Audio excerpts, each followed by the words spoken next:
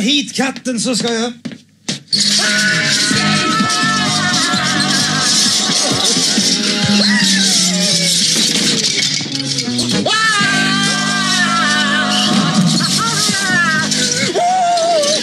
Jag vet inte vad chefen tycker, men jag vet vad vår receptionist anser vad du är för en typ. Du är ett störande element. Salmonella! O is for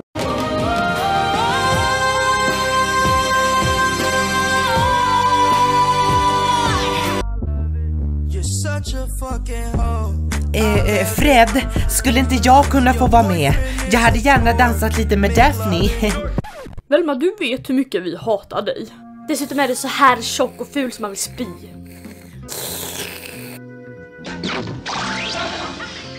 Scooby borta! Mr. Sims borta! Högerextremister! Va? Shaggy, kan du chilla lite? Chilla är mitt mellannamn, Fred. Nej, ditt mellannamn är Rutger.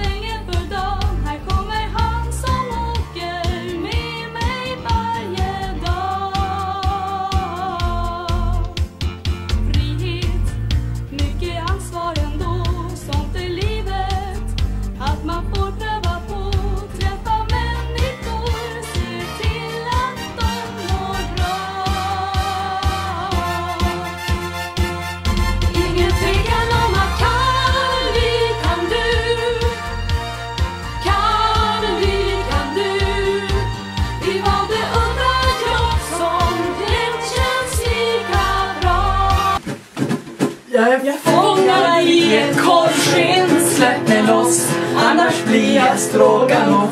Och det vill han inte vara. Fångar i ett korvskinn, släpp mig loss, annars blir jag stroganoff. Och det vill han inte vara. Nej! Hallå!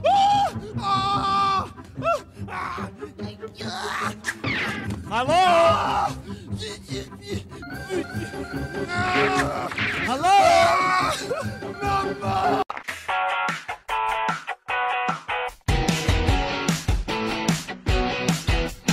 Vi har en gemensam vän. Hon är så himla snäll, men hon har ett problem, och det är männens fel. Hon borde vara som oss och vara gay, gay, gay.